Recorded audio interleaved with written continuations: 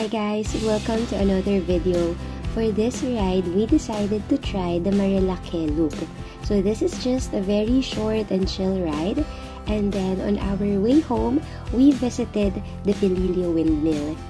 Kaso, na-wrong turn kami at napadpad sa Santis Farmhouse, which is a private property. So tara and explore the place. So, nasa likod ko ay Pililio Windmills. And nandito tayo sa Santis Farm.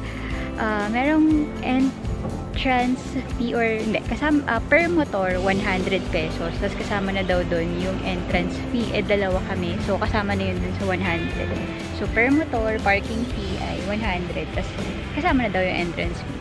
So, meron dito, ano ba meron dito? May coffee shop. Titingnan namin mamaya yung coffee shop.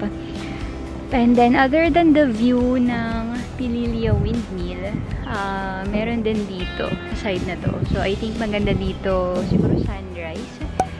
Yung spot na to, sunrise view. Pero dahil sa medyo cloudy, kaya medyo hindi ganun kagandahan yung view. So, there. Ingat, grabe. Lawak din. Pililio Windmills, and then view on the other side. And then, on the other side ulit, Pililio Windmills. There. Init. And as you can see, sa katirika ng araw, kaming dalawa lang nila yon ang nandito sa viewing deck. Kasi, syempre, sino ba naman ang gustong magbilad sa katirika ng araw, diba? So, only the content creators para sa vlog. At this moment, hindi namin nasulit yung binayad namin ng 100 pesos. Number 1, dahil tanghali kami dumating at sobrang init talaga. Number 2, maulap kaya hindi rin namin napicturean yung view na pwedeng makita dito sa Santis Farmhouse. Number 3, hindi kami nakapagkape kaya medyo low ang energy. Okay, so nandito ako sa may ibaba and titingnan natin yung iba pang viewing spot. Medyo maaraw lang talaga ngayon, trick yung araw and maulap. So far, kita naman yung view, tsaka itong Pililio Windmill. Parang hindi nga lang siya ganun ka sulit at the moment dahil cloudy yung sky. So, kung hindi siguro cloudy, I guess mas maganda yung view ng mountains, tsaka nung ito, yung sa side na to. But for the meantime, will do. Okay, so far, wala naman na ibang makikita bukod sa itong windmill, tapos yung isang ito, parang overlooking view.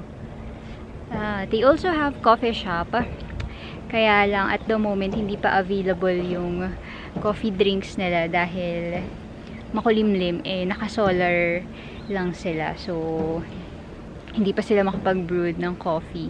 So, sayang. Gusto sana namin magkape. But, yeah. Siguro kapag pumunta kayo dito, try nyo na lang din. Grabe, ang laki ng windmill. Yan o. Wow! Ang laki din na talaga. Ito pa sa kabila. Wow! O, diba?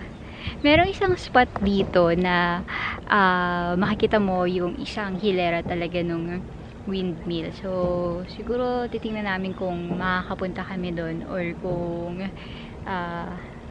kung makakapunta kami doon. We'll see. So, ito kasing Santis Farm, private property. Kaya, dinedevelop pa and madami silang mga tanim na pineapple. So, yun.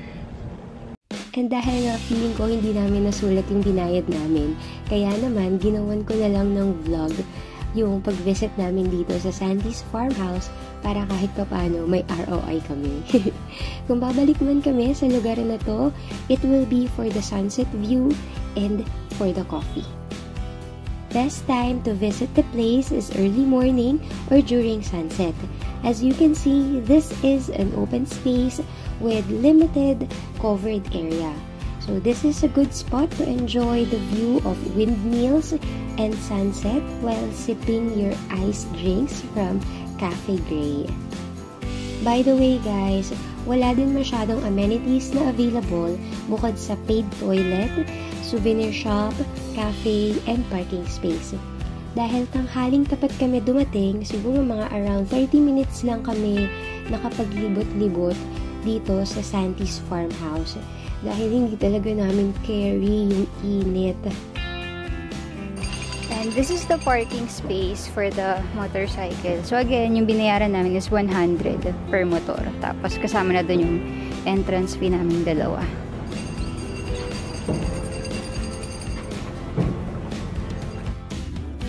Kung ang hanap nyo ay closer look sa windmills, akyat pa kayo ng konti sa bandang taas. Nandun yung public viewing spot. The best part is, walang bayad.